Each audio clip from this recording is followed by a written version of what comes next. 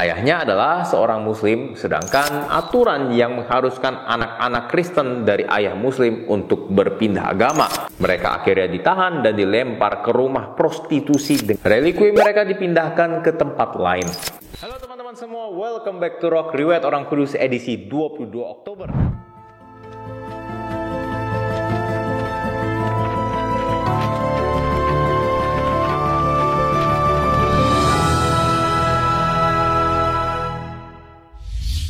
Hari ini kita akan membahas riwayat dari Santa Nunilo dan Alodia, martir Huesca.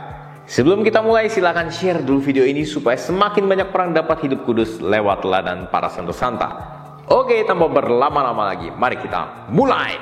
Cerita bermula pada abad ke-9 di kota Huesca, Spanyol.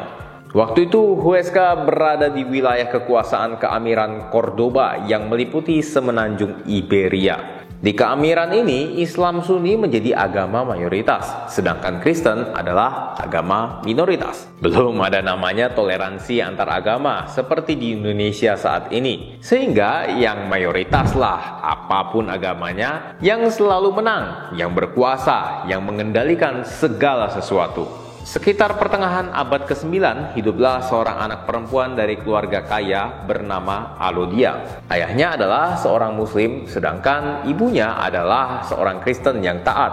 Alodia dan saudara perempuannya, Nunilo, tumbuh besar dalam iman Kristiani yang ditanamkan oleh ibunya. Setelah ayah kandung mereka wafat, ibunya menikah lagi dengan seorang laki-laki Muslim yang ternyata cukup fanatik dan intoleran. Awal menikah sih ya terlihat baik, tapi lama-kelamaan sang ayah tiri mulai memakai berbagai cara dari yang halus hingga kasar agar Alodia dan Nunilo pindah server mengikutinya. Tapi ternyata iman kedua kakak beradik ini sangat teguh guys. Mereka tetap berpegang pada ajaran iman yang ditanamkan oleh ibunya sejak kecil.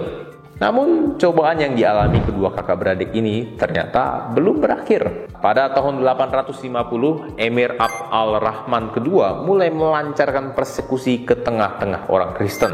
Siapa saja yang dianggap melecehkan dan menista agama Islam dan Nabi Muhammad, ia akan dihukum mati sesuai dengan hukum syariah Islam.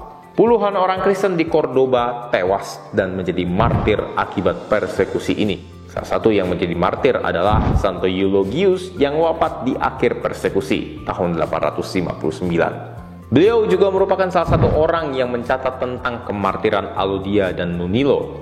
Nah, Emir Abd al-Rahman II juga menetapkan aturan yang mengharuskan anak-anak Kristen dari ayah Muslim untuk berpindah agama ke agama ayah mereka. Kedua kakak beradik ini kemudian dipanggil oleh prefek Huesca. Mereka diberi pilihan untuk berpindah agama atau tidak. Kalau pindah, mereka akan selamat. Tapi kalau tidak, mereka akan ditahan. Tak takut sedikit pun, Alodia dan Nunilo tetap memilih untuk mempertahankan imannya. Mereka akhirnya ditahan dan dilempar ke rumah prostitusi dengan harapan agar iman mereka goyah. Sayangnya, semua usaha tersebut sia-sia. Akhirnya, tak lama setelahnya, mereka dipenggal di Huesca pada 21 Oktober 851. 29 tahun setelahnya, tahun 880, tulang belulang mereka ditemukan oleh umat beriman dan dibawa ke biara San Salvador di Leir.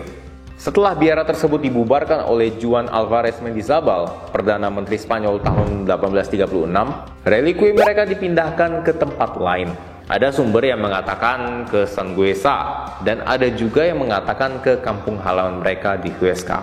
Nah teman-teman, dari kisah Santa Alodia dan Nunilo, kita patut bersyukur karena sekarang ini kita hidup di tengah toleransi beragama. Contohnya aja, kalau ada teman atau saudara yang merayakan hari raya, ya kita beri ucapan selamat.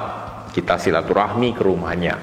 Meski masih ada oknum-oknum di masing-masing agama yang eksklusif, tapi bila dibandingkan dengan zamannya Santa Alodia dan Nunilo, kita patut bersyukur karena sudah bisa beragama dengan bebas walaupun sama-sama sebagai minoritas. Mari kita jaga toleransi yang sudah ada ini bersama-sama. Santa Alodia dan Nunilo, doakanlah kami.